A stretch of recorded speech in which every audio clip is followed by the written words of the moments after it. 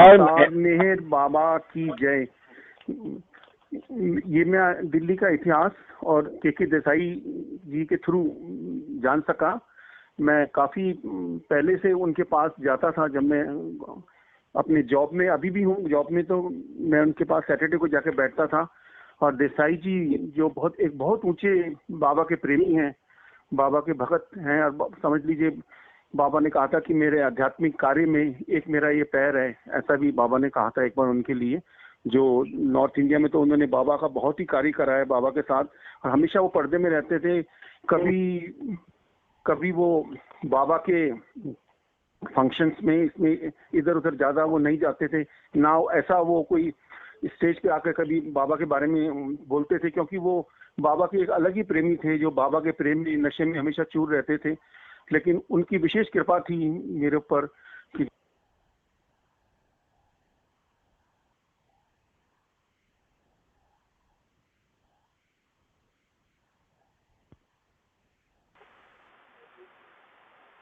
अवतार मेहर बाबा की जय। ये मैं दिल्ली का थोड़ा इतिहास आपको बताने जा रहा हूँ। जो मैंने श्री के देसाई हसन बिल्डिंग कश्मीरी गेट में रहते थे, उनके थ्रू में जान सका। इसमें सारा कंट्रीब्यूशन उनका ही है, क्योंकि वो बाबा के बहुत गहरे परम भगत थे बाबा के, और बाबा उनके घर 8 बार आके ठहरे भी थे। और बाबा ने जितना अपना स्पिरिचुअल इधर पर्टिकुलरली नॉर्थ इंडिया में करा, वो श्री देसाई जी के थ्रू ही करा।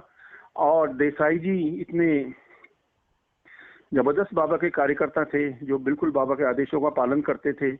और मैं सैटरडे को जाता था, उनको भी मेरा जाना अच्छा लगता था, और वो मुझे बैठ के सुनाते थे। वैसे वो पब्लिकली कभी किसी को ज्यादा नहीं सुनाते थे ना, ऐसे वो फंक्शनों में जाकर या स्टेज पे जाकर बोलने वाले थे वो। लेकिन उनकी ऐसी विशेष कृपा मेरे पर रही कि वो मैं जाता था तो वो घटनाएं सुनाते थे, और मुझे वो काफी घटनाएं कंठस्थ हो गई हैं, काफी घटनाएं उसके बाद मुझे अभी तक याद आती हैं। और वो समय भी याद आता है जब वो बाबा के बारे में बताते थे। उससे पहले तो वैसे मैं बता दूं कि बाबा दिल्ली बहुत, देसाई जी के वहां तो 8 बार आए हुए हैं। उससे पहले बाबा 1 फरवरी 1939 को आगरा से दिल्ली आए थे, और 4:45 पे बाबा दिल्ली में जामा मस्जिद पे गए थे। उस दिन ईद थी, और बाबा वहाँ रीगल होटल में ठहरे थे। और बाबा को वहाँ पुरानी दिल्ली में रेलवे स्टेशन के पास ही रीगल होटल है, उसमें बाबा को बहुत को नजदीक पड़ता था स्टेशन से, तो बाबा वही प्रेफर करते थे, रीगल होटल। वहाँ बाबा ठहरे, और उसके बाद बाबा 3 फरवरी को दिल्ली में ही, क्योंकि बाबा 1 फरवरी को आ गए थे, 3 फरवरी को बाबा हुमायूं का टूम यहाँ पर है दिल्ली में आईसीयू के पास। हुमायूं का टूम देखने गए थे बाबा, और बाबा ने हुमायूं के टूम के अंदर एकदम मैसेज दिया, Humayun was a great soul, ऐसा बाबा ने बोला, Humayun was a very great soul. और उसी दिन बाबा ओल्ड फोर्ट्स ऑफ पांडवों के पुराने किले हैं जो दिल्ली में, वो भी देखने गए थे, क्योंकि अवतार का कहीं जाना साइट सीइंग नहीं होता है। बाबा ने जैसे श्री माई जी को बोला था बेंगलोर के अंदर, वो बाबा बेंगलोर के अंदर श्री माई जी के साथ घूम रहे थे, और श्री माई ने, बाबा बहुत तेज चलते थे जैसा आपने पिक्चर्स में देखा है, और बाबा की चाल बहुत तेज थी। तो बाबा ने, श्री माई बाबा के पीछे चल रही थी, उन्होंने कहा देख मेहरबान, या तो यहाँ लाना नहीं था बेंगलोर में, और या फिर हमें धीरे धीरे देखने दे, जो भी वहाँ का वृंदावन गार्डन था, महल थे, वो थे। तो बाबा ने एकदम कहा कि मुझे देखो, एकमात्र मैं ही सत्य हूँ और सब कुछ मिथ्या है, देखना है तो मुझे देखो, और मेरे अलावा किसी चीज को देखने की आवश्यकता नहीं है। तो उन्होंने अपनी मदर को भी ऐसा बोला। तो बाबा, हम ये सोचे कि बाबा यहाँ दिल्ली में आकर पांडवों का किला गए, हुमायूं का टूम गए, बाबा बहुत घूमते थे या बहुत साइट सीइंग करते थे, ऐसा कुछ नहीं है। बाबा जहाँ भी जाते थे अपने आध्यात्मिक कार्य से जाते थे। बाबा का आध्यात्मिक कार्य कभी भी कहीं भी एक क्षण के लिए भी नहीं रुकता है। तो उन्होंने अपनी मदर को ही क्लियर कर दिया था कि मैं यहाँ कोई साइट सीइंग करने नहीं आया हूँ, आपने देखना है तो मुझे देखो। वाकई वास्तव में ईश्वर के अलावा सब कुछ शून्य है। तो ये बाबा, ये 3 फरवरी 1939 की है, दिल्ली में बाबा ने यहाँ पांडवों का किला गए, हुमायूं का टूम गए, हुमायूं के टूम पे बाबा ने कहा। और उसी दिन 39 को 3:15 पर वे वहाँ रीगल होटल से रवाना हुए, कुतुब मीनार आए। कुतुब मीनार यहाँ मेहरौली, जहाँ हमारा घर है, हमारा जो मैं जहाँ रहता हूँ वो कुतुब मीनार के पास ही है। हमारे घर से अलोबा जी ने भी छत पे चढ़ के कुतुब मीनार को देखा था। और बाबा ने कुतुब मीनार पे 165 स्टेप्स चढ़े, जैसा मनी बहन की ने नोट करा था। 165 स्टेप्स बाबा कुतुब मीनार पे चढ़े। और उसके बाद बाबा को ओल्ड दिल्ली बड़ा पसंद था, चांदनी चौक का एरिया, पुरानी दिल्ली का एरिया। दिल्ली में नई दिल्ली, पुरानी दिल्ली 2 क्षेत्र माने जाते हैं। तो पुरानी दिल्ली में बाबा वहां पर सुबह 8:15 पे निकले और उसके बाद 8:30 बजे बाबा की कार का पंक्चर हो गया और बाबा को थोड़ा वेट करना पड़ा। और बाबा ने उस वेट करने के दौरान बोला, I like old Delhi with its crowded बाजार, गेटवेज एंड रूइन फोर्ट्स। मैं पुरानी दिल्ली को बहुत पसंद करता हूँ और यहाँ की भीड़ बड़े बाजार। उस जमाने में भी आप अंदाजा लगा लीजिए, 39 में भी पुरानी दिल्ली में भीड़ होती थी। बाबा ने कहा कि मैं यहाँ के भरे हुए बाजार और यहाँ के खंडित फोर्ट्स, किले हैं, और इनको बहुत पसंद करता हूँ। और रात को बाबा दिल्ली में ही 8 बजे लक्ष्मी नारायण टेम्पल है जो बिरला मंदिर के नाम से मशहूर है, उस टेम्पल में भी बाबा गए दिल्ली में। ऐसे बाबा ने हर जगह को ब्लेस करा। बाबा जहाँ भी जाते थे, ऐसे मंदिरों में, मस्जिदों में, गुरुद्वारों में, तो बाबा उस प्लेसेस को चार्ज कर दिया करते थे। वहाँ लोग अपनी मुराद लेके जाते हैं, कुछ बच्चा मांगने जाता है, कोई धन मांगने, कोई जॉब मांगने, तो ऑटोमेटिकली उनको हेल्प मिलती रहती है। लोग सोचते हैं तो ये अवतार की ड्यूटी होती है। जब भी वो आता है, बाबा वैष्णो देवी भी गए, आपको मालूम है, जहाँ जहाँ बाबा गए, जहाँ भी अवतार के चरण पड़ जाए वो हजारों वर्ष के लिए वो बड़ा चार्ज एरिया हो जाता है। जैसा कि आपको एक घटना का मुझे अचानक याद आया, मनी मैन ने हमें मंडली हॉल में सुनाई कि बाबा का वेस्टर्स ने अमेरिका में बाबा को प्रसाद मांगा मनी से, तो मनी ने टॉफी का एक पैकेट बाबा को दिया कि बाबा इसको टच कर दो, ये वहाँ जाएगा अमेरिका। तो बाबा ने हल्का सा टच कर दिया। मनी ने कहा, बाबा जोर से टच करो इसको, ये प्रसाद वहाँ जाना है, अमेरिका जाना है। तो एकदम बाबा ने कहा, तुम मनी जानती नहीं, मैंने इसको टच करा है, इस टच का असर पूरे ब्रह्मांड में पड़ा है, पाताल लोक में भी इसका असर पड़ा है और पूरे आकाश लोक में भी इसका असर पड़ा है। तो एकदम मनी संभल गई। उनको ज्ञान हो गया कि अवतार का हल्का सा टच भी कितना जबरदस्त होता है कि वो एरिया पूरा ब्रह्मांड में चार्ज हो जाता है। तो अंदाजा लगाइए, जहाँ जहाँ बाबा गए वहाँ कितनी वाइब्रेशंस निकल रही होंगी। जैसे आपके जबलपुर में भी आए, कितनी नदियों को बाबा ने ब्लेस करा। वो जहाँ ऑर्डिनरी नहीं होती है वहाँ बार बार जाना चाहिए। मैं पुरानी दिल्ली में जाकर चलता हूँ और सोचता हूँ कि बाबा यहाँ से गए, जाल डॉली दस्तूर भी आए थे, उनको भी सारा दिखाया कि बाबा इस रोड से चले, वो सब घटनाएं हैं। अलोबा जी आए थे, अलोबा जी को भी हम वहाँ उन स्थानों पे ले गए। तो अवतार के जहाँ चरण पड़ जाते हैं, और बाबा का तो बड़ा अथेंटिक है, सारा रिकॉर्ड बाबा का अवेलेबल है।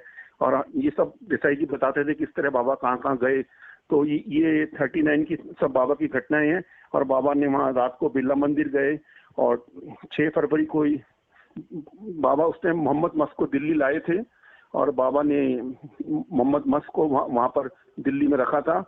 और निजामुद्दीन भी गए बाबा 6 फरवरी 1939 को।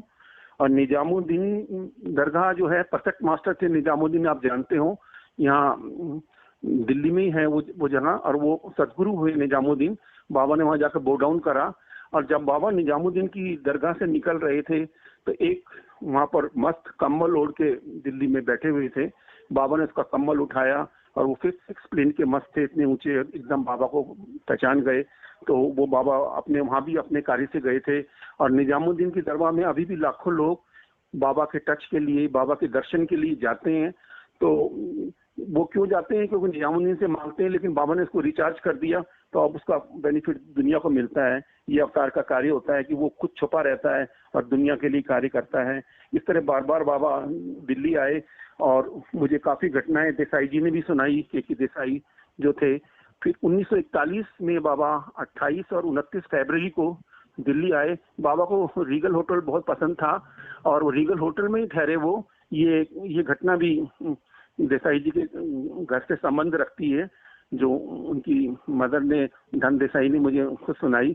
और रीगल होटल में बाबा जब ठहरे थे तो बाबा ने चांजी को उनके घर भेजा और चांजी को बोला कि मेरा और मेरी मदर का खाना के देसाई जी के घर से लाओ।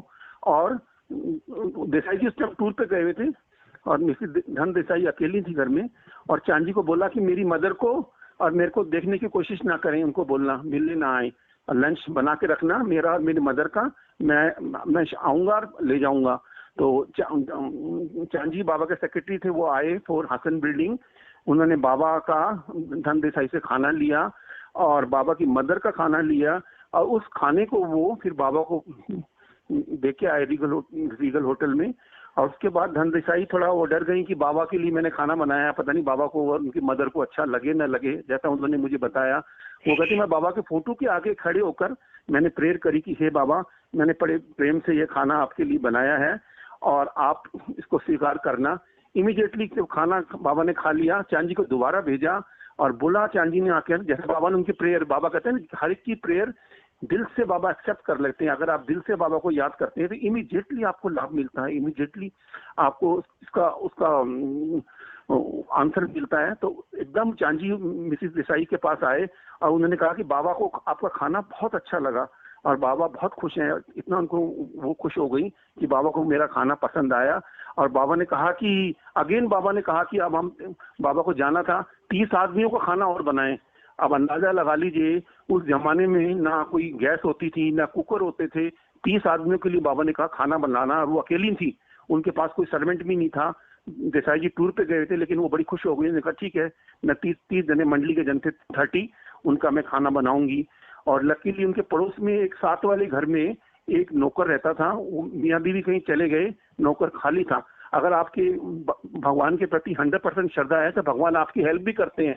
वो नौकर अचानक इनके पास आता है और मिसिस धन देसाई से कहता है कि आज मैं खाली हूँ, मालिक और ये सब गए हुए हैं, आपको कुछ काम है? तो वो बहुत खुश हो गई।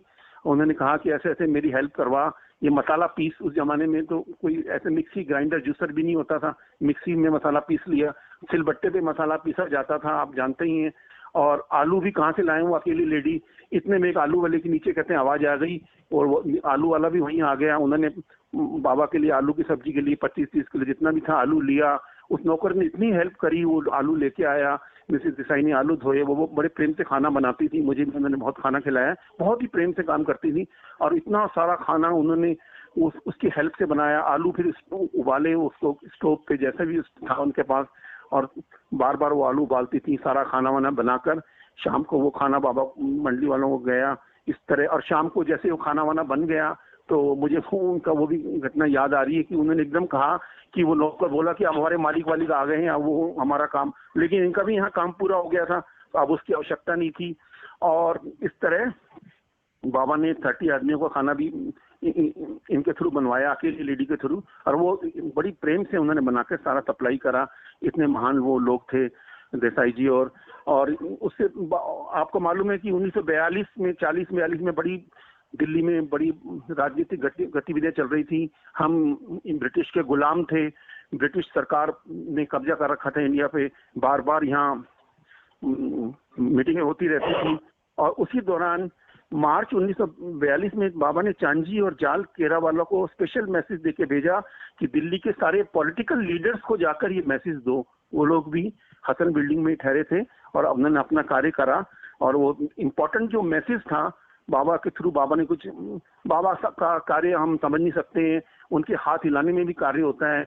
इस ब्रह्मांड के मालिक हैं, इस ब्रह्मांड के मालिक का कार्य समझना बहुत ही कठिन है। हमें लगता है कि ये बाबा ऐसे उंगलियां हिला रहे हैं, देख रहे हैं, बाबा बड़े दयालु हैं। तो वो उन्होंने इस टाइम चांजी को और जाल केरावाला को भेजा था दिल्ली ही, और कहा था ये सब इम्पोर्टेंट लीडर्स को सबको वो बांट के गए थे। नेहरू जी, गांधी जी, जो वहाँ अवेलेबल थे, उन्होंने ये सारे मैसेजेस बाबा के दिए। और बाबा दिल्ली अपने स्पिरिचुअल वर्क से ही आते थे। 10 सितंबर 1942 को बाबा दिल्ली देहरादून से वाया मुरादाबाद आए। और बाबा ने स्टेशन मास्टर था जो पुरानी दिल्ली रेलवे स्टेशन का, देसाई जी ने बताया, वो बाबा का बड़ी हेल्प करता था कार्य के अंदर। बाबा ने उसको गले लगा के एम्ब्रेस करा और वो बड़ा फॉर्चुनेट है कि उसको बाबा के दर्शन हुए। कहते हैं जाने अनजाने में किसी को दर्शन हो जाए तो वो बड़ा फॉर्चुनेट होता है। और इसी प्रकार 1944 में फिर बाबा दिल्ली आए और देसाई जी के घर यहाँ कश्मीरी गेट में ठहरे। बार बार बाबा आते थे क्योंकि, और ये मिसेस देसाई कहती थी हम उस टाइम ये भूल भी जाते थे बाबा की कोई ऐसी माया थी क्या कि बाबा अवतार हैं, भगवान है, वो हमको अपने घर जैसे मेंबर लगते थे। और बिल्कुल हम ऐसे भूल जाते थे और उनको घर की तरह समझते थे बाबा को। और अब पता चलता है कि वो इतनी बड़ी बाबा की हस्ती थे और हम उनको समझ नहीं पाए। तो ये बाबा की लीलाएं होती हैं। तो जब बाबा 14/8/1944 में आए तो सुबह उनके घर में एक न्यूज़पेपर आया हुआ था। तो मनी जो बाबा की सिस्टर है, मनी जैसी रानी और मेहरा, ये सब बाबा के साथ थे। बड़े फॉर्चुनेट हैं, सब लोग आए। उन्होंने न्यूज़पेपर में एक फिल्म का नाम देखा। फिल्म का नाम था लेस्ली केम होम। तो एक छोटे से कुत्ते के पिल्ले की कहानी है, डॉग के पिल्ले की, कैसे वो अपना रास्ता भूल गया और ऐसे कुछ पिक्चर थी। तो एकदम बाबा ने कहा क्या देख रहे हो? उसने कहा बाबा एक पिक्चर लगी हुई है दिल्ली में। तो बाबा ने कहा कि अरे इसका टिकट मंगाओ। और वो बाबा और लेडीज मंडली है, सब लोग वो पिक्चर देखने गए। जैसे कि दिल्ली में ओडियन सिनेमा हॉल है, अब तो बंद हो गया वो, ग्रांट प्लेस में। तो बाबा ने उस ओडियन सिनेमा हॉल में लेसी केम होम नाम की पिक्चर देखी, जैसा देसाई जी ने बताया। और बाबा ने, लेकिन बाबा की जैसे आप जानते हैं कि पिक्चर देखना तो बहाना होता है, अवतार अपना इस यूनिवर्स का सारा कार्य करता है। तो बाबा ने इमीडिएटली वो बीच में ही पिक्चर के ताली मारी, चलो मेरा काम हो गया। और वहीं कश्मीरी गेट में एक बाटा शूज है, मेहरा महीने वहाँ शूज पहने थे, ये भी मुझे मिस्टर देसाई ने बताया। वो शूज में मैं काफी समय तक उसी दुकान से शूज लेता था कि मेरा महीने में यहाँ से शूज लिए हैं तो यहीं से लो, ऐसा जैसा हमारा फेथ होता है बाबा का। तो उन्होंने वहाँ शूज पहने थे। तो ये घटना उस टाइम की है। बाबा दिल्ली में आए थे, बाबा ने ब्लेस करा। और जब इस दौरान बाबा आए थे तो उनके यहाँ बाबा ने स्नान भी करा था। ये जो आपको बता रहा हूँ मैं घटना 44 की, तो बाबा ने उनके यहाँ स्नान भी करा था, देसाई जी के यहाँ। और बाबा दिल्ली के चार्जमैन से मिलने गए थे, नकाबपोश बाबा। ये बहुत ऊंचा मस्त था। जो बाबा ने कहा दिल्ली का चार्जमैन है, वो ऐसे नंगे घूमते थे दिल्ली के अंदर। और एक बार ऐसा हुआ कि वो घूम रहे थे, अंग्रेजों का टाइम था, आपको मालूम है उस टाइम आजादी नहीं हुई थी, अंग्रेजों का टाइम था। उन्होंने कहा ये आदमी नंगा घूमता है, पुलिस को फोन करा उन्होंने। पुलिस आई और उनको ले गई। पुलिस आई, उनको ले गई और जेल में डाल दिया। बोले कल इनको पेश करेंगे। उस टाइम तो पालकी होती थी, पालकी में बैठा के ले गए इनको और कल इनको पेश करेंगे। लेकिन जब पालकी का पर्दा हटाया तो वो उसमें नहीं बैठे थे। तो दरोगा बोलते थे उस टाइम एसएचओ को, उन्होंने बहुत झाड़ा कि तुम नशे में हो क्या हो, लाए नहीं उसको नंगे आदमी को, क्योंकि लेडीज की शिकायत आई थी कि नंगा घूमता है ये। उनको क्या पता ये मस्त है, इतना दिल्ली का चार्जमैन है। और फिर वो दोबारा पकड़ के लाए और उन्होंने लॉकअप में बंद कर दिया और बाहर लॉक लगा दिया।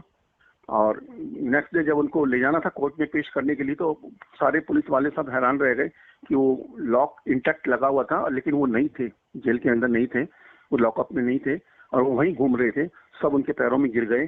तो बाबा जब दिल्ली आए तो ये देसाई जी के साथ ये नकाबपोश बाबा जो था, हाफिज जी नगीना भी कहते थे इनको, उनसे मिले और ओल्ड सब्जी मंडी में थे। और बाबा ने कहा ये पूरी दिल्ली का चार्जमैन है, एंटायर दिल्ली का कंट्रोल ये करता है। तो इतने फॉर्चुनेट थे कि दिल्ली का चार्जमैन भी से वो मिले। इस तरह की काफी घटनाएं देसाई जी सुनाते थे। एक बार बाबा देसाई जी को यहाँ एक बीच में मुझे घटना याद आ गई कि हरिद्वार साइड ले गए थे, वहाँ नीलकंठ है, आप जानते हैं नीलकंठ थे। और वो करें हम जंगल में मेहर बाबा जा रहे थे, लकीली इरिश भी नहीं थे बाबा के साथ। तो जंगल के बीच में बाबा मुझे बार बार इशारे करने लग गए, देसाई जी कहते हैं। तो मैं समझू नहीं क्या है। अब बाबा के इशारे पे इरिश भाई बहुत जल्दी पढ़ते थे या पहले चांजी पढ़ते थे, अब ये हर एक आदमी पढ़ नहीं सकता था। बाबा तेजी से इशारे करें, लेकिन के देसाई कहते हैं मैं समझ नहीं पा रहा था कि ये क्या इशारे हैं। तो बाद में बाबा ने नीचे मिट्टी में लिखा एलिफेंट, तब तो समझ आया कि एलिफेंट कह रहे हैं। तो आप जानते हैं कि जंगली हाथी कितने खतरनाक होते हैं, वो किसी आदमी की खुशबू सूंघ ले तो उसको मार के छोड़ते हैं। तो बाबा देसाई जी को ये बताना चाह रहे थे कि यहाँ जंगली हाथियों को खतरा है, वो जंगली हाथी आ रहे हैं, 4 पत्थर ला। फिर वो छोटे छोटे 4 पत्थर लाए उठाकर, कंकड़ पत्थर जो भी थे, और उन्होंने चारों दिशाओं में बाबा ने फेंका। इससे ये अपीयर्स होता है कि उन्होंने उनको वहीं रोक दिया, हाथियों को, बाबा ने। और फिर वो बाबा गए और चढ़ते चढ़ते उस पहाड़ पे गए और एक कुटिया के अंदर बाबा चले गए। वहां पर जो नीलकंठ बाबा थे वो बैठे हुए थे अंदर, और बाबा उनसे मिले, काफी देर तक मिले। और उसके बाद बाबा जब बाहर आए तो बड़े खुश थे। और देसाई जी बड़े लकी रहे कि बाबा ने देसाई जी को बोला कि तुम भी जाओ, उनके दर्शन करके आ, जैसा उन्होंने बताया। तो एक टूटी सी चारपाई पे एक बुजुर्ग से बैठे हुए थे और देसाई जी ने भी दर्शन करे उनके। और वो इमीडिएटली जब बाहर आए, बाबा ने कहा तू जानता है कौन है? ये पूरे नॉर्थ इंडिया का मालिक है, ये पूरा नॉर्थ इंडिया के अंडर में है। ऐसी ऐसी बातें वो उनको देसाई जी को बताते थे। तो ये भी घटना है देसाई जी के ज्यादा सुनाई गई।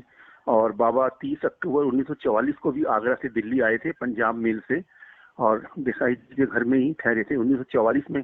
तो उस टाइम में जैसा आपको बता रहा हूँ कि 47 से पहले दिल्ली में बड़ा राजनीतिक गतिविधियां बहुत तेज थी, आजादी के लिए बड़ी जंग हो रही थी।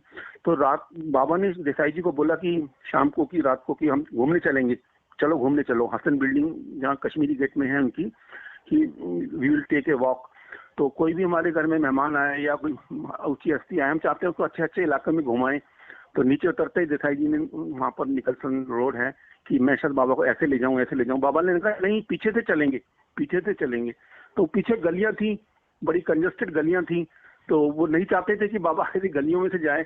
वो जैसा मानव का हमारी बुद्धि होती है, वो अपनी बुद्धि से बोलते रहे बाबा इधर से चलेंगे, इधर से चलेंगे, ये बहुत साफ एरिया। बाबा बोले नहीं, इधर से चलेंगे। ऐसे वो बार बार बाबा को कहते रहे, लेकिन फिर उन्होंने बाबा की बात ही मानी। और बाबा ने जो उनकी हसन बिल्डिंग थी उसके पीछे की गलियों से जाते हुए, वहां मैं भी चला हुआ हूँ, पूरा उन्होंने उस बिल्डिंग का एक राउंड सर्कल लिया और बाबा फिर आ गए, सो गए। ऐसे वो बाबा अपने कार्य करते थे। उसके बाद क्या हुआ इस घटना के बाद, अब 47 में जब इंडिया आजाद होने लग गया तो यहाँ मारकाट शुरू हो गई और सब जगह आग ही आग लगाने लग गए। इस बिल्डिंग का नाम ही हसन बिल्डिंग था, मुसलमानों की बिल्डिंग थी, तो नेचुरली आसपास की सारी मुसलमानों की बिल्डिंगें जला दी गई। और इस बिल्डिंग वाले मिसिस धन देसाई कहती हैं कि मैं उस टाइम फिर भी उस समय भी मैं अकेली थी। देसाई जी टूर पे गए हुए थे, कहीं वो जहाँ जॉब करते थे जिस कंपनी में, उससे वो टूर पे गए हुए थे। तो लोगों ने आके कहा मिसिस धन देसाई को कि देखो इस बिल्डिंग में सारी बिल्डिंगें आसपास की जल गई हैं और हम सब जा रहे हैं यहाँ से, और आप अकेली हो, आप भी इस बिल्डिंग को छोड़ दो। लेकिन उनका अपने प्रियतम परमात्मा मेहर बाबा पे इतना दृढ़ विश्वास था, इतना परम विश्वास था कि उन्होंने कहा कि नहीं नहीं, हम नहीं जाएंगे, हम इस बिल्डिंग में ही रहेंगे, कुछ नहीं होगा, बाबा हमारे साथ हैं। खैर वो लोग चले गए। और आपको ताज्जुब होगा कि वो कहते हैं रात को रोज बिल्डिंग जलाने लोग आते थे और ये बिल्डिंग गायब हो जाती थी। कई बार उस बिल्डिंग को जलाने आए लोग कि इस बिल्डिंग को, बहुत बड़ी बिल्डिंग है, अभी भी खड़ी हुई है हसन बिल्डिंग, बड़ी विशाल बिल्डिंग है, लेकिन लिखा हुआ है, लेकिन जब भी वो जलाने इस बिल्डिंग को आए उनको बिल्डिंग नजर नहीं आती थी। तब उनको समझ आया कि बाबा आए और ऐसे लक्ष्मण रेखा खींच गए, चारों तरफ बिल्डिंग गोल घूम के गए। तो बाबा अपने भक्तों की इतनी सहायता करते हैं, अपने भक्तों की इतनी लाज रखते हैं, बाबा इतने कंपैशनेट हैं, इतने दयालु हैं कि वो पहले ही सोच लेते हैं कि मेरे भक्त को कष्ट आएगा। तो बाबा एक लक्ष्मण रेखा बांध गए इस बिल्डिंग के चारों तरफ। उस बिल्डिंग को कुछ नहीं हुआ, वो आज तक खड़ी हुई है। बाबा इतने कंपैशनेट हैं, हम समझ नहीं पाते हैं बाबा के काम को। हमको लगता है कि बाबा हमारी पुकार नहीं सुन रहे, और उस बिल्डिंग में कुछ नहीं हुआ, वो जली नहीं। और उनका भी दृढ़ विश्वास देखिए कि वो उन्होंने बाबा की आज्ञा को किस तरह माना और वो घर में ही रही। और हाउ फॉर्चुनेट दे आर कि बाबा बार बार उनके घर में आते थे। उसके बाद बाबा 30 नवंबर 1946 को भी देहरादून से फिर दिल्ली आए थे और देसाई जी के घर में ठहरे थे। और वहाँ भी 47 से पहले की ये भी एक घटना है, ये भी पॉलिटिकल उससे ही है। अब जो 30 नवंबर, जैसा मुझे देसाई जी ने खुद सुनाया कि 46 को जब बाबा देहरादून से दिल्ली आए, देसाई जी के घर ठहरे और काफी बाबा का सामान था, स्टेशन पे था, 30-40 आदमियों का सामान था। विष्णु मास्टर बाबा के साथ थे और वो देसाई जी के घर में ही बैठे हुए थे। अब बाबा को उस शाम को ट्रेन से जाना था। बाबा चाहते थे सारा सामान हमारा जो है 40 आदमियों का इसी ट्रेन से जाए, जो ट्रेन आ रही है उसी से जाए। आधा सामान तो ब्रेक वन में रखना था बाबा का, आधा सामान बाबा के साथ कंपार्टमेंट में जाना था, जिस कंपार्टमेंट में बाबा जा रहे थे। तो बाबा ने विष्णु मास्टर को यहीं पुरानी दिल्ली रेलवे स्टेशन, उनके घर से नजदीक है, देसाई जी के घर से, वो भेजा और कहा कि जाओ और वहाँ ये सामान बुकिंग करा के आओ, आधा ब्रेक वन में जाएगा, आधा सामान ऐसे हमारे साथ जाएगा, तो बुकिंग करा के आओ। तो उस टाइम आपको जानते हैं बाहर का टाइम था, 46 में बहुत मुश्किल था, रिजर्वेशन और ये सब चीजें, सामान, ट्रेनें बहुत कम होती थी। तो स्टेशन में जो क्लर्क था उसने कहा कि ये पॉसिबल नहीं है, ट्रेन पीछे से आ रही है, सामान बहुत ज्यादा है आप लोगों का, तो ये हम नहीं कंफर्म कर सकते कि सामान उसमें आधा आपका ब्रेक वन में हम बुक कर दें, सॉरी ये नहीं हो पाएगा। विष्णु मास्टर फिर उतना पुल पार करके फिर वापस आए और उन्होंने बाबा को यही बताया कि बाबा इट इज नॉट पॉसिबल कि हमारा सामान इसी ट्रेन से चला जाए। तो बाबा ने कहा कि थोड़ी देर बाद सोचा, बाबा ने कहा अब तुम दोबारा जाओ और बोलो उसको, यही बात बोलो। तो फिर वो दोबारा गए, क्योंकि बाबा का कार्य बाबा ही करते हैं। उन्होंने कहा कि भैया हमारा सामान सारा इसी ट्रेन से जाना चाहिए, और हमें ये सामान बुक कर दो, इसी ट्रेन से जाएगा। उसने फिर यही बात बोली कि देखो ट्रेन पीछे से आ रही है, मैं कुछ नहीं कह सकता कि सामान आपका जा सकता है कि नहीं, सॉरी ये काम नहीं होगा और आप क्यों आए हैं। और फिर वो विष्णु मास्टर वापस आ गए। उन्होंने कहा बाबा वो फिर मना कर रहे हैं कि वो नहीं जाएगा सामान। और तो बाबा ने थोड़ी देर रुके और फिर कहा अब तुम फिर जाओ, तीसरी बार बोला फिर जाओ, मैं चाबी घुमाता हूँ। और वो फिर बाबा वो फिर गए, तो वो क्लर्क चेंज हो गया था, दूसरा आ गया था और वो बाबा का सारा सामान बुक हो गया और बाबा उसी ट्रेन से शाम को बाबा को निकलना था। उस टाइम दिल्ली में कर्फ्यू लगा हुआ था और बड़ी, देसाई जी ने बताया कि बड़ी बड़ी हालत टेंस थी। तो देसाई जी ने कहा कि बाबा मैं आपको छोड़ने स्टेशन पे आऊंगा। तो बाबा ने कहा नहीं नहीं कर्फ्यू का टाइम है।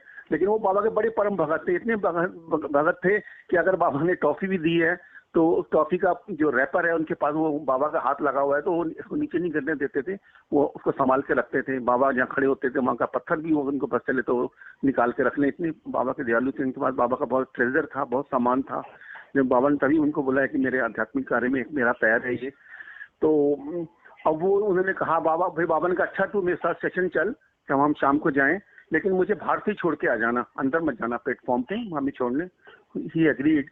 और जैसे ही बाबा उतरे वहां पर स्टेशन पे, तो एक न्यूज़पेपर वाला इवनिंग न्यूज बेच रहा था कि इवनिंग न्यूज। तो बाबा ने, अब बाबा का भी न्यूज पेपर लेते नहीं, पढ़ते नहीं थे, लेकिन बाबा ने कहा क्या बेच रहा है, उसने कहा न्यूज पेपर। बाबा ने कहा एक लो। तो देसाई जी ने एक न्यूज पेपर लिया और उस न्यूज पेपर में लिखा था कि Jinnah agrees to go with Nehru, Jinnah Nehru के साथ जाने को तैयार हो गया। जिन्ना और नेहरू जो थे उनको ब्रिटिश गवर्नमेंट ने बुलाया था और इंडिया की आज़ादी के लिए। और हमारे जो महात्मा गांधी थे, नेहरू जी थे, ये सब चाहते थे कि ये दोनों यानी इकट्ठे जाएं, एक ही प्लेन में नेहरू और जिन्ना एक ही प्लेन में जाए, जिससे ब्रिटिश गवर्नमेंट पे अच्छा असर पड़े कि दोनों आज़ादी के लिए एक आए हैं।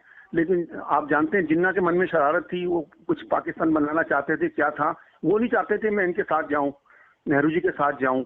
इधर ये ड्रामा चलता रहा दिन भर कि बाबा का आधा सामान जाएगा आधा नहीं जाएगा। इधर ये ड्रामा चल रहा था कि नेहरू और जिन्ना एक साथ प्लेन में अंग्रेजों से बात करने नहीं जाएंगे। जब तीसरी बार बाबा ने बोला कि अब मैं चाबी घुमाता हूँ सब ठीक हो जाएगा, तो वो गए और स्टेशन पे सामान बुक हो गया। इधर अखबार में न्यूज आई Jinnah agrees to go with Nehru. अंदाजा लगा लीजिए कि बाबा के हर सेकंड हर पल अभी भी बाबा का सारा काम विश्वव्यापी काम होता है, चलता रहता है। और वो घटना वो थी, तब उनको समझ आया अखबार कि बाबा ने क्यों बोला अखबार ले हो। जिन्ना तैयार हो गया। बाबा का कितना इस ब्रह्मांड में सारे कार्य के अंदर निगाह रहती है। हमको लग रहा है कि बाबा स्टेशन हमें बार बार भेज रहे हैं। तो ये बड़ी इंपॉर्टेंट घटना थी जो देसाई जी के घर से हुई और विष्णु मास्टर के थ्रू और ये इवनिंग न्यूज लेने के थ्रू ये बाबा ने अपना काम करा, दोनों को एक साथ प्लेन में भेजा इंडिया की आज़ादी के लिए। तो देसाई जी ने भी मुझे बोला था कि उन्होंने बाबा को 46 या कब बोला था कि बाबा इंडिया को आज़ाद कर दो, तो उन्होंने कहा था बाबा टाइम आने पे इंडिया आज़ाद हो जाएगा, ऐसे आशीर्वाद दिया था करूंगा मैं। उनको दिल से बोलते थे देसाई जी भी। और वो कहते हैं 15 अगस्त 1947 को जब इंडिया आज़ाद हुआ तो मैंने अपने घर में इसी हसन बिल्डिंग में झंडा भी फहराया था। तो शायद मुझे बाबा ने उनकी कृपा से इंडिया को आज़ाद कराओ, मुझे तो ऐसा लगता है। और एक और घटना मुझे उनकी बड़ी याद आई कि वो सुनाते थे कि जब बाबा आते थे इनके यहाँ तो वो भूल जाते थे। उनके यहाँ जब ये बिल्डिंग में रात को कुछ आवाज आती थी बच्चों को खेलने की, दौड़ने की, जैसे दिन में बच्चे खेलते थे ऐसी रात को आवाज आती थी। कोई सीटी बजा रहा है, कोई चल रहा है, कोई दौड़ रहा है, कोई भाग रहा है और चीखने की आवाजें आती थी तो लोग डर जाते थे। तो एक बार जब बाबा उनके यहाँ आए कश्मीरी गेट में, तो इन्होंने बोला बाबा को कि बाबा यहाँ ना कुछ आवाज आती है, ये बच्चे डर जाते हैं और ये जैसे हम दिन में कोई मसाला कूट रहा है तो रात को मसाला कूटने की आवाजें आ रही हैं, चीखने की आवाज आ रही है यहाँ है। तो बाबा ने कहा अब तो मैं जा रहा हूँ, नेक्स्ट टाइम मैं जब आऊँगा तो मुझे याद दिलाना। तो जब बाबा 48 में आए, 10 नवंबर 48, ऐसे कुछ मुझे एग्जैक्ट डेट याद नहीं आ रही है, बाबा फिर दिल्ली आए तो उन्होंने धन देसाई और देसाई जी ने उनको याद दिलाया बाबा को कि भाई यहाँ पर मुझे हमें बाबा आपने कहा था ना आवाजें आ रही हैं, ये सब मैं देखूंगा। तो बाबा ने कहा ठीक है। और रात को जब वो सब लोग, बाबा ने कोई एक फिक्स टाइम बताया 6-7 बजे के बाद, उनके शायद मुझे अब पूरा याद नहीं है, ये उनके रिलेटिव भी ब्रदर भी शायद आए हुए थे घर में। बाबा ने कहा कि सब लोग देखो इतने बजे तक यूरिन वूरिन कर लो और अपने अपने कमरों से निकलना मत, जब मैं ताली बजाऊंगा तब निकलना। और फिर वो अपने अपने कमरों में चले गए। रात को कोई निकला नहीं, बाहर नहीं आया। सुबह जब बाबा ने ताली बजाई तो वो बाहर आए। तब बाबा ने बताया कि यहाँ पर 2 आत्माएं थी। जब ये बिल्डिंग बनी होगी किसी जमाने में, कब बनी थी उसमें डेट लिखी हुई है, तो एक मजदूर और एक उसकी वाइफ या मजदूरन को गिर गए थे नीचे दोनों, और उनकी आत्मा यहाँ भटक रही थी और वो उनकी तुम्हें आवाजें आती थी। अब मैंने दोनों को मुक्ति दे दी है, अब तुम्हें ये कोई दिक्कत नहीं होगी। उस दिन के बाद उनको कोई दिक्कत नहीं हुई। और बाबा दिल्ली में जब उनके दौरान आए थे तो बाबा फिर चांदनी चौक भी पैदल चले थे, जैसे मैंने बताया। और हमारे यहाँ चांदनी चौक में एक बहुत अभी भी मंदिर है, गौरी शंकर का टेम्पल है। बाबा उस टेम्पल में गए। टेम्पल में जाने से पहले एक बल्ली महाराज एक जगह है, वहाँ पर एक मस्त बैठे हुए थे। तो बाबा ने कहा मैं इनसे कांटेक्ट करना चाहता हूँ। बड़ा क्राउडेड एरिया है, अभी भी बड़ा भीड़ रहती है चांदनी चौक में, आपने देखा होगा, स्टेशन पास ही है। तो आई वांट टू कांटेक्ट वो दिस मस्ट, बाबा ने बोला। तो वहाँ कोई इतने सेक्लूडेड प्लेस नहीं था। तो लाल किला काफी थोड़ा वहाँ से है, दूर है। तो लाल किले पे जाकर एक दरगाह सी बनी हुई है, और देसाई जी ने और जो बैदुल साहब थे बाबा के, उन्होंने उस मस्त को इस तरह वहां से उठाया। देसाई जी को लगा कि दरगाह सेक्लूडेड है, बड़ी दूर है थोड़ी, यहाँ बाबा मस्त से कांटेक्ट कर सकते हैं। तो अमानुद्दौला उनका नाम था मस्त का, और वो 5th प्लेन के थे, उन्होंने बताया था 5th प्लेन में था वो मस्त। और वो उस दरगाह का नाम था दरगाह सैयद शाह की दरगाह थी वो, और खाली थी। तो बाबा ने उस मस्त अमानुद्दौला मस्त उस दरगाह में कांटेक्ट करा, देसाई जी और वो सब बाहर खड़े रहे। और बाबा को फिर अजमेर जाना था, उसी शाम को अजमेर जाना था। तो बाबा ने जब मस्त से कांटेक्ट कर लिया तो बाबा बाहर आए। बाबा बहुत खुश थे। अब बाबा ऐसे मस्त से एकदम चल नहीं देते थे। बाबा ने कहा इनसे जाने की आज्ञा लो। तो उन्होंने बैदुल ने कहा कि बाबा मस्त से कि हमको जाने की आज्ञा दो। तो उसने कहा रुको, अभी और रुको। फिर वो 5 मिनट खड़े रहे। फिर बाबा ने कहा इनसे जाने की आज्ञा लो। तो उन्होंने कहा और रुको। तो वो और रुक गए। और इस तरह करते करते काफी समय बीत गया। तो बाबा ने कहा कि फिर वो बोला कि मैं भी आपके साथ चलूंगा। तो बाबा ने कहा तुम अपना टिकट अलग कटा के आना। अब ये भी बाबा को आंतरिक कार्य होगा, हम नहीं समझ सकते हैं बाबा के आंतरिक कार्य बाबा कैसे करते हैं। तो फिर बाबा ने लास्ट में कहा कि इसको बोलो खुदा के लिए हमको जाने दे, खुदा के लिए हमको यहाँ से जाने दे। इतनी जोर से वो मस्त चिल्लाया, खुदा तो मेरे सामने ही खड़ा है, मैं कौन होता हूँ आज्ञा देने वाला, मैं कौन होता हूँ। आप अंदाजा लगा लीजिए, हम ईश्वर को इतना डाउट करते हैं, किसी को बताएं अवतार है भगवान है, तो वो मस्त बाबा को देख रहा था, उसने जोर से चिल्लाया। वो स्पॉट भी हम देख के आए। मैं अलोबा जी को, देसाई जी मुझे ले गए थे और वो अलोबा जी को भी दिखाया। अलोबा जी, मैं देसाई जी गए थे वहां पर, तो वो स्पॉट दिखाया। वो मस्त कहाँ खड़ा हुआ, बाबा कहाँ उससे अंदर कांटेक्ट करा। और बाबा ने एकदम कहा, वो मस्त कहता है खुदा तो मेरे सामने खड़ा है, मैं खुदा को आज्ञा देने वाला कौन होता हूँ। इमीडिएटली बाबा को, जहाँ बाबा की आइडेंटिटी जाहिर हो जाए, बाबा रुकते नहीं थे, एकदम बाबा चल दिए। उन मस्त को उन्होंने वहीं छुड़वाया जहाँ बल्ली महाराज में अभी भी वो स्पॉट है। मैं जाता हूँ, याद करता हूँ उस जगह को। तो बाबा का ऐसे ऐसे बाबा के करिश्मे हैं जो हम समझ नहीं सकते हैं। और खुदाई थे जो कितने दिल्ली को ब्लेस कर गए हैं बार बार आकर बाबा। और उसके बाद बाबा 24 मई को 1950 को भी आए थे, और यहाँ हमारे दिल्ली में हरजीवन लाल वकील जी थे। बाबा ने वहाँ हसन बिल्डिंग में ठहरे थे बाबा। और बाद में हरजीवन लाल एडवोकेट थे, आप जानते हैं अंगूरी गुप्ता जी हैं जो साउथ एक्सटेंशन में रहती हैं, अभी अब उनका शरीर में नहीं है। उनके ब्रदर थे, वो वहाँ रहते थे। हरजीवन लाल वकील की हवेली थी, और उनके फादर थे हरजीवन लाल वकील, लाहौरी गेट में रहते थे। लाहौरी गेट में तो उन्होंने बाबा से रिक्वेस्ट करी थी कि बाबा आप कहते लाहौरी गेट भी आओ। तो बाबा शाम को चाय के टाइम पे वहाँ गए थे, उनके घर भी गए थे, हरजीवन लाल वकील जी के घर भी गए थे। उन्होंने, हरजीवन लाल वकील भी बाबा के बड़े परम प्रेमी थे। उन्होंने भी न्यू लाइफ में भी बाबा का तो बड़ी सहायता करी है। आप जानते ही हैं कि हरजीवन लाल वकील जी के जो बेटे थे प्रकाश, और जब बाबा न्यू लाइफ में थे और बनारस से बाबा निकल गए थे, सब कुछ डॉक्टर नाथ को दे दो बाबा ने कहा था। तो लेडीज मंडली और जेंट्स जो सब चल रहे थे बिल्कुल खाली हो गए थे, ना उनके पास कंबल था, ना ओढ़ने को था, ना स्वेटर था, बिल्कुल खाली थे, सर्दी में थे। और ये मुझे बीच में हरजीवन लाल जी की कहानी याद आ गई। तो हरजीवन लाल जी अंगूरी जी ने बताया कि इतने भगत थे कि उन्होंने दिल्ली में बाबा के लिए काफी स्वेटर बनवाए और मंडली के लिए घी का इंतजाम करा, ड्राई फ्रूट का इंतजाम करा, मंकी कैप जो पहनते हैं वो कैप, शर्ट, पजामे, क्योंकि और मंडली को नॉर्थ इंडिया की सर्दी सहन भी नहीं हो रही थी, और बिस्कुट के डिब्बे ये सब रख के अपने बेटे प्रकाश को भेजा वहां पर कि बाबा को ढूंढना। बाबा न्यू लाइफ में बनारस से सबसे चल रहे थे, पैदल चल ही रहे थे, और जाओ बाबा की सहायता करके आओ। इनको नहीं पता था कि बाबा ने सब कुछ ऐसे दे दिया, बाबा ठंड में चल रहे हैं सारी मंडली वाले।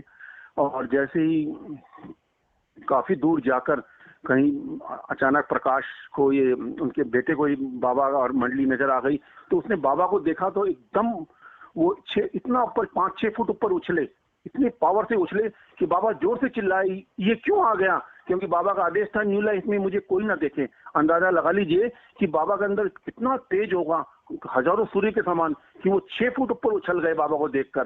तो और मंडली में कितना तेज आ गया होगा, जो जिस मंडली को हम मिलते थे, कितने फॉर्चुनेट हैं कि वो बाबा के साथ चल रही थी। इतनी जोर से बाबा चिल्लाए कि ये क्यों आ गया और यहाँ पर, तो एकदम बाबा ने फिर उंगली लगाई और उसको बचाया, गिरने से बचाया, उंगली अपना हाथ टच करा तो कहते हैं वो बचे। इतना बाबा में तेज था न्यू लाइफ में भी कि वो अनकॉन्शियस हो गया बाबा को देखते ही। फिर मंडली ने कहा बाबा ये दिल्ली से आया है, हमारे लिए हरजीवन लाल जी ने इतना सामान भेजा है खाने का, उसका हम स्वेटर भेजे हैं ये, क्योंकि बाबा न्यू लाइफ में कोई चीज लेते नहीं थे, भिक्षा में ही लेते थे, ये आप सबको पता ही है, वो सब जानते ही हैं। न्यू लाइफ में बाबा जो भी मिलता था भिक्षा में लेते थे, ना पैसा चुके थे। बाबा कहते थे कि न्यू लाइफ का मतलब है कि यहाँ हार्डशिप ही हार्डशिप है, कोई इसमें आराम की जिंदगी नहीं है। लेकिन बाबा को भी दया आ गई, तो बाबा ने फिर वो न्यू लाइफ में के दौरान वो सारा सामान एक्सेप्ट कर लिया। सबको स्वेटर मिले, पजामे मिले, शर्ट मिले, और खाने का सामान था वो भी एक्सेप्ट कर लिया। लेकिन उनका बेटा जो दिल्ली आया वो 6 महीने तक कुछ अर्ध चेतना में ही रहा, अनकॉन्शियस था ही रहा, और वो मतलब मस्ती की जैसी हालत में रहे, और उनको उतना तेज बाबा का था। तो बाबा की आज्ञा का पालन बहुत जरूरी है, बहुत ज्यादा कैरी आउट, जैसे हाफिज ने कहा है, carry out every command of the master without any question of why and what. हमें अपने मास्टर का आदेश मानना है, क्यों कैसे नहीं करना। जैसे मेरा याद में अलोबा जी का था, उन्होंने अलोबा जी ने खुद ही बताया कि मंडली हॉल में बाबा बैठे हुए थे, धूप थी, बाबा ने कहा अलोबा जाके देख के आओ बारिश आएगी कि नहीं आएगी। अलोबा जी गए, पहाड़ पे चढ़े, देखा बड़ी तेज धूप निकल रही है, कोई बारिश का सीजन नहीं था। उन्होंने कहा बाबा बारिश नहीं आएगी। 3 बार बाबा ने भेजा, और तीनों बार अलोबा गए और देख के आए कि बाबा बड़ी तेज धूप निकल रही है, बारिश की कोई संभावना नहीं है। बाबा ने कहा ये आज्ञाकारिता होती है, ये आज्ञाकारिता है, नहीं तो हम जैसा कोई अनजाने में कहते हैं बाबा अभी देख के आए, धूप आ रही है, कोई जरूरत ही नहीं बारिश की अभी, लेकिन ये आज्ञाकारिता है। जैसे रामदास ने कहा अपने शिष्य को कि कल्याण देखो कितना अंधेरा हो गया, दीवा जला के लाओ, क्योंकि वो सोचते थे इनसे प्रेम क्यों करते हैं, ये इतना ज्यादा इस शिष्य से प्रेम क्यों करते हैं, हमसे तो प्रेम करते नहीं। रामदास जी जो शिवाजी के गुरु थे, और उन्होंने उसी टाइम वो भरी दोपहरी में दीवा जला के ले आए। बोले हाँ महाराज इतना अंधेरा है, दिख भी नहीं रहा। तो उन्होंने कहा ये आज्ञाकारिता होती है। तो परमात्मा के आदेश को मानना बड़ा मुश्किल है, बड़ा कठिन है, 100% उस पर समर्पण करना पड़ता है। अगर आप समर्पण करना है, उसकी शरणागति आप चले गए तो कोई आपको कठिनाई होगी नहीं, क्योंकि आप बाबा ने कहा जब मेरी शरणागति आ जाता है, मुझे 100 रूप से एक्सेप्ट कर लेता है गॉड, और पूरा सब कुछ मुझे अपना सौंप देता है, तो मेरी रिस्पॉन्सिबिलिटी हो जाती है इसको संभालने की। कितने बाबा दयालु हैं कि सारी रिस्पॉन्सिबिलिटी फिर बाबा की हो जाती है हमें संभालने की, कि वो बाबा हमको रिस्पॉन्सिबल रहते हैं हमारे हर एक्शन के लिए। तो तभी बार बार बाबा कहते थे मेरी शरणागति आओ, 100% मुझे समर्पण कर दो। उसके बाद बाबा, आपको पता है न्यू लाइफ का मैं जिक्र कर रहा था, न्यू लाइफ में बाबा ने आखिरी में फिर देहरादून में निवास करा था, मेहर माफी में, मांजरी माफी नाम था पहले, मेहर माफी में। और उसके बाद बाबा ने न्यू लाइफ में दिल्ली में घी बिजनेस करा था। ये भी बड़ा इंपॉर्टेंट फेज था बाबा का न्यू लाइफ का। मंडली वालों को बोला कि अब काम करेंगे और घी बनाएंगे दिल्ली में। अब बहुत मई का महीना था, 1950 की घटना है, जो बाबा मई के महीने में बाबा ने कहा कि घी बिजनेस, डॉक्टर डॉन्किन थे, इरिस थे, आप न्यू लाइफ की मंडली जानते हो, सब लोग थे। तो बाबा ने कहा दिल्ली जाकर घी बिजनेस स्टार्ट करो। और देसाई जी के घर में ही बड़े बड़े ड्रम लाए गए, क्रीम लाई जाती थी, इतनी भयंकर गर्मी में वो घी बनाया जाता था, प्योर देसी घी बनाया जाता था मंडली के द्वारा। और वो डॉक्टर डोंकी को तो बहुत कहते हैं गर्मी लग गई थी, वो एक कार्टन वहाँ पर एयर कंडीशन हॉल है, वहाँ उसको बैठने की परमिशन दी गई थी, वो जाकर बैठते थे। इतनी सारी कठिन अलोबार ये सब करते थे, इतनी मेहनत से वो घी बना, देसी घी बना। मंडली गोल्ड ने कभी काम नहीं करा था इस तरह का घी का, और वो घी बिजनेस यहाँ दिल्ली में हुआ, वो बड़ी इंपॉर्टेंट फेज थी। अब वो घी जो भगवान का बनाया हुआ घी, यहाँ सब खारी बावड़ी सब आसपास है, वो घी कोई लेने को तैयार नहीं था, क्योंकि वो नकली घी का जमाना था। पहले भी नकल बहुत चलती थी इंडिया में और अभी भी चलती है। तो जो भी उस घी की कॉस्ट ज्यादा थी, और जो परमात्मा ने बनाया था, और जो नकली घी थे वो सस्ते थे, कम थे, तो लोग कोई लेने को तैयार नहीं था। कैसी बदकिस्मती है कि भगवान का घी कोई लेने को तैयार नहीं है। वो ड्रम के ड्रम लेके जाते थे, but nobody was ready to purchase that. इतना पवित्र घी होगा वो खरीदने को तैयार नहीं थे लोग। और वो बाबा को मैसेज दिया गया कि बाबा कोई लेने को तैयार नहीं है। बाबा दिल्ली आए 24-25 मई 1950 को, और यहीं कश्मीरी गेट में ही बाबा आए, और बताया गया बाबा को कि बाबा ये घी हम बेचने जाते हैं, कोई लेता ही नहीं है, क्योंकि सब जगह घोटाला है, सस्ते घी लोगों को पसंद है। तो फिर बाबा ने कहा कि घी बिजनेस बंद करते हैं। और जैसा देसाई जी ने बताया कि हरजीवन लाल वकील जी ने और ये WD केन में और सब में वो घी खरीद लिया, और वो बाबा ने घी बिजनेस बंद कर दिया। तो ये बाबा का कार्य है, ये कोई बाबा का फेज होगा, कुछ इंडस्ट्री को बूस्ट करने के लिए या क्या, मैं समझता हूँ कोई घी बिजनेस से शुरू बाबा ने अपना विश्वव्यापी कार्य करा होगा। और उससे पहले मुझे देसाई जी की घटना और याद आई। उन्होंने बोला कि जब बाबा न्यू लाइफ में मांजरी माफी में ठहरे थे, तो वो जगह भी देसाई जी ने शायद हरजीवन लाल वकील जी के साथ, हाँ इनका ही नाम था, दोनों ढूंढी थी। वो उनको बोला बाबा ने कि ऐसी जगह ढूंढो जो देहरादून से, शहर से दूर ना हो, शहर के पास ना हो, और शांति हो, पिंड ऑफ साइलेंस हो, जहाँ से मैं अपना आध्यात्मिक कार्य कर सकूं। बाबा न्यू लाइफ में पैदल चल रहे थे, कोई स्थायी निवास बनाना चाहते थे। इतनी मुझे जमीन चाहिए, कुआं चाहिए, इतने कमरे चाहिए। तो देसाई जी और ये क्या कहते हैं हरजीवन लाल वकील जी ये ढूंढते ढूंढते मांजरी माफी पहुंचे, और यहाँ पर इन्होंने गांव के जो प्रधान थे हमारे, उनसे मिले और कहा कि हमको ऐसी जगह चाहिए जो आजकल आप जगह देखते हो। शत्रुघ्न कुमार जो थे उस टाइम वहाँ, उनसे मुलाकात हुई। वो उस टाइम बाबा का इतना नहीं था, तो उनको नाम भी नहीं बताना, ना कुछ करना, आइडेंटिटी बाबा की छुपानी थी। तो उन्होंने वो जगह दिखाई कि हाँ ऐसी इतनी जमीन मिल जाएगी आपको, इतने कमरे चाहिए, कुआं चाहिए, और इतने दिन में तैयार हो जाना चाहिए। कि बाबा का काम बड़े फास्ट होते थे, जल्दी करो जल्दी करो जल्दी करो। तो वो सब गए और वो उन्होंने वहाँ पैसे रख दिए टेबल पे। तो उनको बड़ा ताज्जुब भी लगा कि ये हमें जानते भी नहीं, और इतनी जल्दी पैसे रख रहे हैं टेबल पे कि जल्दी कर दो। फिर बाबा को टेलीग्राम दिया गया कि बाबा ऐसे मांजरी माफी में ये ऐसे जगह मिल गई है, और यहाँ कहते हैं जो आपकी रिक्वायरमेंट है सारी पूरी होगी। कुएं की जो जमीन, बाबा ने कमरे बोले थे, बाबा बड़े खुश हुए। और वो ये भी सब देसाई जी के थ्रू ही काम हुआ था यहाँ पर। ये इस तरह वो बाबा का कार्य करते थे। बाबा जो दिल्ली आते थे बार बार, तो बाबा फिर आप 1952 में जो मेला होता है उसको आप जानते ही हैं। बाबा दिल्ली आए थे हमीरपुर से, और यहाँ प्रेजेंट स्टेट में ठहरे थे। और उस दौरान बाबा टैगोर रोड गए, यहाँ भी हरजीवन लाल जी का ही नाम आता है। उनके बेटे प्रकाश चंद थे, वो वहाँ रहते थे। वहाँ बाबा प्रोग्राम हुआ, बाबा गए थे टैगोर रोड पे, और बाबा ने वहाँ एक बड़ा अच्छा डिस्कोर्स दिया रिचुअल एंड सेरेमनीज पे, और एक डिस्कोर्स दिया गॉड एंड यूनिवर्स। ये दो दिल्ली में ही बाबा ने उनके हरजीवन लाल वकील के टैगोर रोड पे डिस्कोर्स दिए। और जो मेला उनकी याद में इसी दौरान मनाया जाता है 1, 2, 3 दिसंबर को। बाबा प्रेजेंट स्टेट में ठहरे थे, और बाबा ने फिर उस दौरान कई फंक्शन अटेंड करे थे। एक फंक्शन तो प्रेजेंट हाउस में उनका कोई प्राइवेट फंक्शन था, उसमें बाबा ने भजन कीर्तन के दौरान बड़ा अच्छा मैसेज दिया, be true, to be honest, be true, be honest and to yourself, honest to yourself and to God, कि अपने प्रति और ईश्वर के प्रति हमेशा ईमानदार रहो। ऐसा बाबा ने मैसेज दिया था वहाँ पर। और टोटल 6 फंक्शन उस मेले के दौरान हुए थे। बाबा ने हमारे दिल्ली में सरदार निरंजन सिंह जी थे, वो कैंप कॉलेज था दिल्ली यूनिवर्सिटी में, तो उन्होंने बाबा से रिक्वेस्ट करी थी उसी दौरान कि बाबा आप दिल्ली यूनिवर्सिटी में आइए, कैंप मेरे कॉलेज में आइए। वो जानते हैं आप साइंटिस्ट थे, जो हमारे प्रिंसिपल निरंजन सिंह थे, वो बड़े साइंटिस्ट आदमी थे। और वो जब बाबा के संपर्क में आए तो आसानी से नहीं आए थे, कैसे ऐसे प्रेजेंट स्टेट में उनकी वाइफ के साथ गए थे और उन्होंने अपनी वाइफ को बोला था तूने मेरा सारा दिन वेस्ट कर दिया आज। और फिर बाद में उन्होंने वो प्रसाद का केला बाबा का खा लिया था, जैसा आपने सुना होगा, भाऊजी ने बताया। उनको फिर रात को नींद आनी बंद हो गई। फिर उन्होंने मेहर बाबा को लेटर लिखा, लेटर लिख के पूछा कि आप कौन हैं, कहाँ हैं, मैं आपसे मिलना चाहता हूँ। कहाँ तो वो दिल्ली में, सोच रहे थे बाबा से मिलके मेरा दिन वेस्ट हो गया।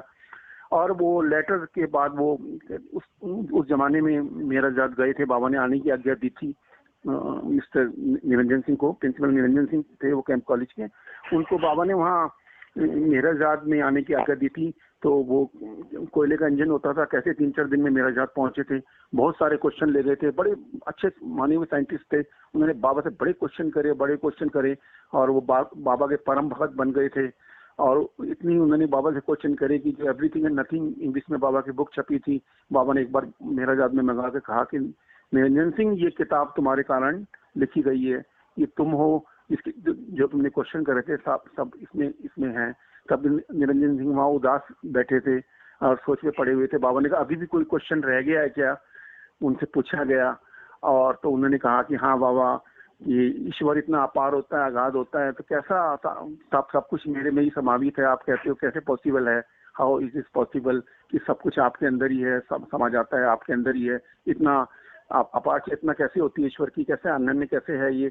तो बाबा ने कहा देखो बाहर क्या हो रहा है, तो उन्होंने कहा बाहर बाबा सड़क है, और आगे देखो क्या हो रहा है, खेत हैं, और आगे क्या है, बोले वो हल चला रहा है किसान, और आगे क्या है, बोले वो पहाड़ नजर आ रहे हैं।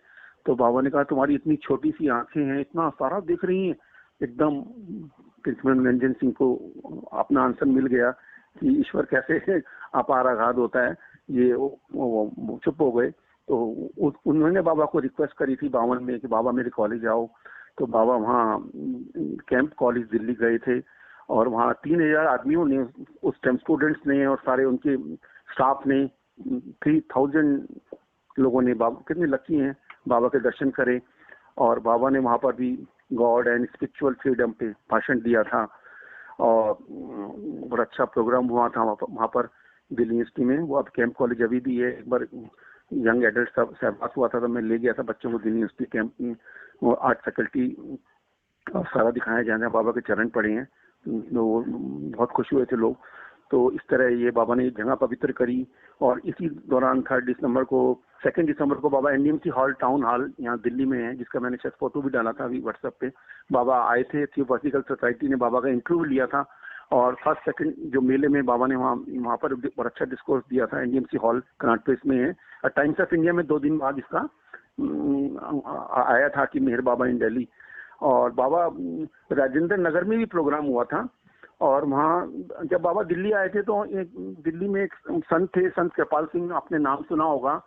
संत कृपाल सिंह बड़े रूहानी संस्था के थे और बाबा ने कहा ये उन्नति में, प्रोग्रेस में है। अब किस प्लेन में क्या थे वो तो बाबा ही जाने। और वो सच्चे बाबा के संत थे, बाबा ने ऐसा जैसा बताया है। तो उनका सम्मेलन भी दिल्ली में चल रहा था। और प्रेजेंट स्टेट में किसी ने बोला कि बाबा को, उन्होंने मैसेज भेजा कि बाबा आप मेरे प्रोग्राम में आइए। यहाँ पर दिल्ली में संत कृपाल सिंह का प्रोग्राम चल रहा था, उनके डिसाइपल्स आए हुए थे हजारों। तो बाबा एग्रीड कि बाबा ने कहा ठीक है मैं आऊँगा, इतने बजे आएंगे। सब प्रोग्राम हो गया। और लेकिन ऑल ऑफ अ सडन, जैसे आप जानते हैं कि बाबा के प्रोग्राम कभी भी फिक्स नहीं होते थे, अवतार का काम अवतार ही जाने कि कैसे होता है, क्योंकि बाबा कभी कुछ बनवाते थे, तोड़वा देते थे, चल देते थे, एकदम कैंसिल कर देते थे। तो एकदम बाबा ने कहा कि जब प्रोग्राम फिक्स हो गया, वहाँ तैयारी हो गई कि जाओ हरजीवन लाल, उसको किसी को मैसेज भेजा कि उनको बोलो कि मैं संत कृपाल सिंह को नहीं आ रहा, उसको आना है तो यहाँ आए। तो संत कृपाल सिंह को जाकर मैसेज दिया गया सम्मेलन के दौरान चलते हुए कि बाबा मेहर बाबा नहीं आ रहे हैं, अगर आपने आना है तो उनके दर्शन के लिए आप आ सकते हैं। और वो 5-6 लेडीज को लेके वो प्रेजेंट स्टेट आए थे। WD केम रहते थे 16 प्रेजेंट स्टेट्स में। हम भी घर में कीर्तन में गए हुए, तो वहाँ पर संत कृपाल सिंह जी आए थे और वो बाबा के चरणों में बैठ के रो रहे थे, उनकी आंखों में आंसू आ रहे थे। तो वो लेडीज जो उनके साथ आई थी बड़ी प्रभावित हुई कि उनको नहीं पता था मेरे बाबा कौन है, ये कौन सा गुरु है कि हमारा गुरु भी उनके चरणों में बैठ के रो रहा है। तो ये संत कृपाल सिंह की घटना मुझे याद आ गई, दिल्ली की घटना है। तो उनका एक प्रोग्राम रखा गया था यहाँ पर राजेंद्र नगर में, और राजेंद्र नगर में क्या होता है कि वहाँ 2 कुर्सी लगा दी गई कि एक में मेहर बाबा बैठेंगे, एक में संत कृपाल सिंह बैठेंगे। और जब बाबा वहाँ राजेंद्र नगर में गए तो लेकिन किसी ने बोला कि भाई ये कुर्सी थोड़ी नीचे रखो, या संत कृपाल सिंह कुर्सी में नहीं बैठेंगे, लेकिन वो नहीं माने। और जैसे बाबा आए, बाबा कुर्सी बैठे, संत कृपाल सिंह ने कुर्सी हटा दी और वो बाबा के चरणों में बैठे। तो ये प्रोग्राम संत कृपाल सिंह का हुआ था, एनडीएमसी हॉल में हुआ था बाबा का प्रोग्राम। तो बाबा जब उनका को जो सच्चे संत मस्त होते हैं, बाबा को पहचान जाते हैं, तो कृपाल सिंह भी धन्य रहे, वो ऊंची राह में थे, वो बाबा को पहचान गए कि बाबा क्या हैं, बाबा की हस्ती क्या है। इस तरह वो नीचे बैठे और वहाँ भव्य प्रोग्राम हुआ। और ये इसी 3 दिन में दिल्ली का ये मेला मनाया जाता है। और बाबा दिल्ली में 2 बार बाबा ने मैच भी देखा, आप जानते हैं। जैसे 1953 में बाबा आए थे दिल्ली, तो यहाँ फिरोज शाह कोटला मैदान में प्रेसिडेंट 11 जो थे हमारे एमपीज थे, प्रेसिडेंट 11 वर्सेस एमपीज का टेस्ट क्रिकेट मैच हुआ था। बाबा ने वो मैच भी देखा यहाँ पर दिल्ली में। और एक और मैच देखा था, वेस्ट इंडीज के साथ मैच हुआ था, तो बाबा ने इसकी भी टिकट मंगाई थी। और ये मिसिस धन देसाई ये सब गए थे वहाँ पर।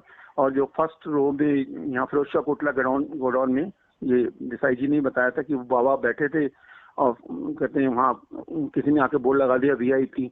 तो उन्होंने किसी ने बोला कि बाबा यहाँ से शायद उठना पड़ेगा हमको, यहाँ नेहरू आएगा। नेहरू जी भी आए थे उस टाइम, इतनी सिक्योरिटी नहीं होती थी मैच देखने।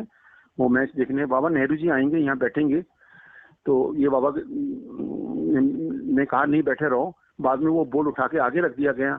नेहरू जी आए, मैच के दौरान बैठे नेहरू जी मैच देखने के लिए। और नेहरू जी ने खड़े होकर चश्मा लगा रखा था काला, बाबा की तरफ देखा, बाबा ने नेहरू जी की तरफ देखा और बाबा ने ताली मारी, मेरा काम हो गया चलो। और बाबा बाहर निकल आए। 5 दिन का टिकट था मैच का, लेकिन उस मैच में बाबा आए थे। तो लेकिन बाबा ने वो कहते हैं उठा दिया मंडली को, सबको चलो मेरा काम हो गया। अब इसी धन देसाई कहती हैं, देसाई जी की वाइफ की, मेरे को ऐसे मन में विचार आया कि मैंने तो नेहरू को अच्छी तरह देखा नहीं कि बाबा ने एकदम जल्दी कर दी। तो नेक्स्ट डे बाबा उनको कहते हैं कि टिकट तो था ही वो 5 दिन का, कि आप फिर मैच देखने जाना आज, ऐसे बोला उनको। नेक्स्ट डे वो फिर मैच देखने गई। जैसे कहते मैं गाड़ी से उतरी तो नेहरू भी गाड़ी से उतरा, मैं नेहरू को आमने सामने देख रही थी। तो नेहरू जी को भी ब्लेस करा बाबा ने इस तरह मैच के दौरान। बाबा बहुत ही दयालु हैं, वो हर एक के थ्रू अपना कार्य ले लेते हैं। और बाबा ने नेहरू जी की बड़ाई भी करी है, जैसा आप जानते हैं Nehru is a great soul, जब मैं आऊंगा 700 साल बाद ऐसा हीरा फिर आएगा। तो महात्मा गांधी को भी बाबा ने लाइक करा है। मैं हमेशा इन लोगों को कभी भी कुछ ऐसे लीडरों के लिए कुछ नहीं बोलना चाहिए, क्योंकि जिसको परमात्मा लाइक करता है उनमें कुछ ना कुछ खासियत होती है, कुछ ना कुछ महानता होती है। महात्मा गांधी के लिए भी जैसा आप जानते हैं, महात्मा गांधी भी कितनी बार बाबा से मिले, राजपुताना शिप में महात्मा गांधी मिले, और इंग्लैंड उतर के भी महात्मा गांधी मिले। और इवन बाबा उनके पास गए, बाबा के मेहरबान मैं नहीं आ सकता हूँ, आप मेरे पास आ सकते हैं क्या नहीं। और बाबा उनसे मिलने खुद वहाँ गए। और उसके बाद इंडिया में आने के बाद भी महात्मा गांधी कितना बाबा से कॉरेस्पॉन्डेंस करते थे, कितनी बाबा से सहायता मांगते थे। और कितना शुरू में तो महात्मा गांधी का आप जानते हैं कि वो बाबा के संपर्क में आने से पहले उन्होंने साकोरी का संत एक किताब, साकोरी संत गुजराती में किताब पढ़ के उपासनी महाराज के पास गए थे। वो उपासनी महाराज के पास साकोरी गए, क्योंकि महात्मा गांधी बड़ी ऊंची हस्ती थे, संत टाइप आदमी थे। लेकिन महाराज ने जो थे वो जलाली टाइप के थे। जो हमारे उपासनी महाराज सदगुरु थे वो जलाली टाइप के सदगुरु थे। वो कभी वायलेंट रहते थे, कभी बड़े काइंड रहते थे। और उन्होंने एकदम उनको देख के गाली गलौज शुरू कर दिया और अपना कहते हैं जो पहनते थे बोरी टाट वो खोल दिया। और महात्मा गांधी को बड़ा बैड इंप्रेशन पड़ा कि ये कैसा संत है, मैं स्पेशली मिलने आया, गाली दे रहे हैं। लेकिन वो महात्मा गांधी ये नहीं जानते थे कि वो गाली देके भी सदगुरु सारे संस्कार ले लेता है बुरे और महान बना देता है हमको। महात्मा गांधी तो इमीडिएटली वहां से चले गए, लेकिन उन्होंने उपासनी महाराज ने इतना भारी कार्य कर दिया। एक तो उसके बाद हमारे महात्मा गांधी अवतार के संपर्क में आए, साकोरी के संत के कहानी जिसका वो समझे नहीं थे। और उसके बाद उन्होंने क्या कहते हैं, आजकल हर नोट पे हर जगह महात्मा गांधी की फोटो होती है। तो उपासनी महाराज ने ऐसा कार्य करा, लेकिन उन्होंने ऐसी गाली वाली दे के भाग जाए, ये सब ऐसे बोला। तो महात्मा गांधी को समझ नहीं सके, उपासनी महाराज को थोड़ी उनमें अज्ञानता रही उस समय। लेकिन उन्होंने सारे संस्कार ले लिया। अगर मस्त और कोई सदगुरु किसी को गाली देते तो भी कहते हैं बड़ा उसका बड़ा लाभ होता है, वो सारे उसके संस्कार खींच लेता है। तो महात्मा गांधी उसके बाद ऐसे ही एक बार सुना कि वो अहमदनगर में मॉर्निंग वॉक लेते थे, आ रहे थे, और वो जब बाबा के मेराबाद की तरफ बड़े बाबा धुनी के पास बैठे हुए थे, तो किसी ने मंडली के ने बोला कि बाबा महात्मा गांधी आज वॉक करते हुए इधर आ रहे हैं। और लकीली महात्मा गांधी के किसी शिष्य ने महात्मा गांधी को कह दिया कि यहाँ मेहर बाबा का आश्रम है, और ये मेहर बाबा उपासनी महाराज के चेले हैं, शिष्य हैं। महात्मा गांधी उपासनी महाराज का नाम सुनते ही वहां से टर्न हो गए, मुड़ गए, नहीं बोले आए तो चलो चलो चलो वापिस चलो। वो उन्होंने वॉक वहीं खत्म कर दिया, क्योंकि उपासनी महाराज के प्रति उनका थोड़ा अच्छा नहीं था। जैसी उनकी अज्ञानता थी, वो तो इस ब्रह्मांड के मालिक थे, उपासनी महाराज तो सदगुरु थे। और राजपुताना शिप में भी यही हुआ, बाबा ने बताया तो उन्होंने कहा नहीं वो सदगुरु हैं। वो तब महात्मा गांधी को धीरे धीरे रियलाइज हुआ कि उपासनी महाराज कौन है। बाबा ने कहा नहीं, वो सदगुरु हैं। सदगुरु का कार्य बड़ा विचित्र होता है, उसको हम समझ नहीं सकते हैं। तो ये मुझे बीच में महात्मा गांधी की घटना याद आ गई।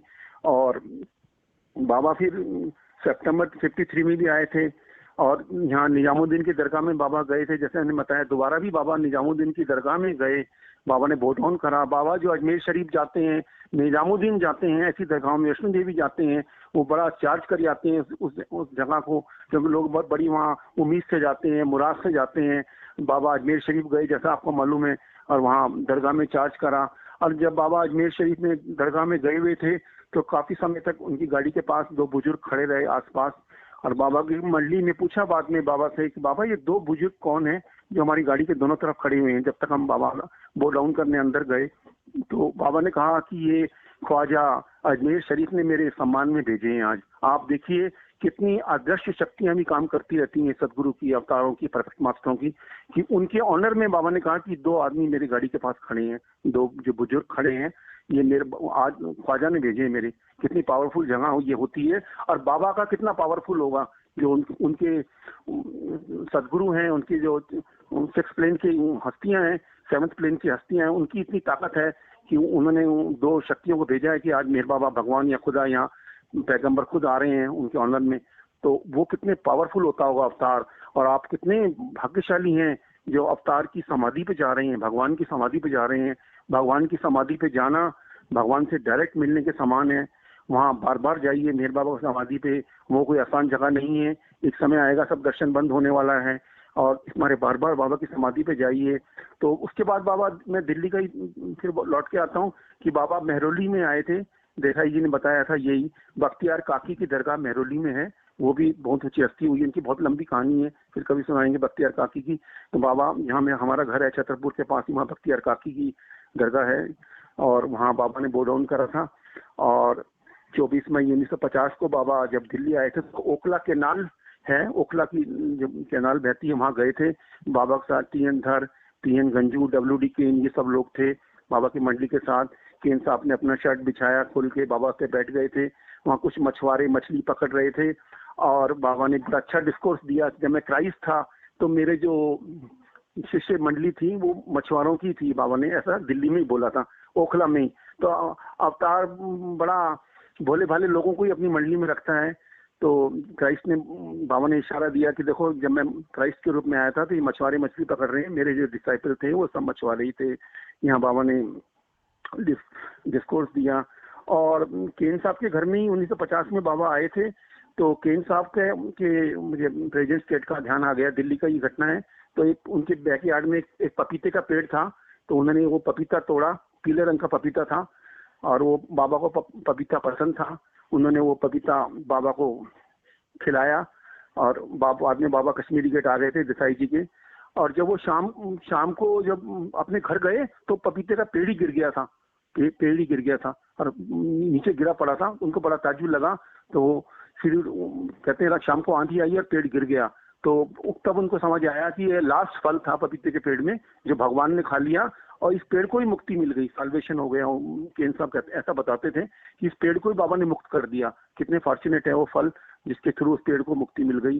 ये बाबा के बड़े बड़े कार्य हैं जो हम नहीं समझ सकते, हमारी समझ से परे हैं। जितना हो सके इसको रिमेम्बरेंस रिमेम्बरेंस, बाबा के नाम में इतनी शक्ति है कि पूरे ब्रह्मांड से जुड़ जाते हैं। अगर आप दिन में जय मेहर बाबा करते रहेंगे, आप धन्य हो जाएंगे, आपके सारे संस्कार कट जाएंगे। जैसे हम बैंक में पैसा डालते हैं, ये बैंक में पैसा डालने के समान है, इसमें कुछ लगता नहीं है। जितना हो सके रिमेम्बरेंस करिए बाबा की। उसके लिए कोई particular time, particular day, particular कर्मकांड की जरूरत नहीं है, सिर्फ उसको याद करते रहिए, सोते उठते बैठते।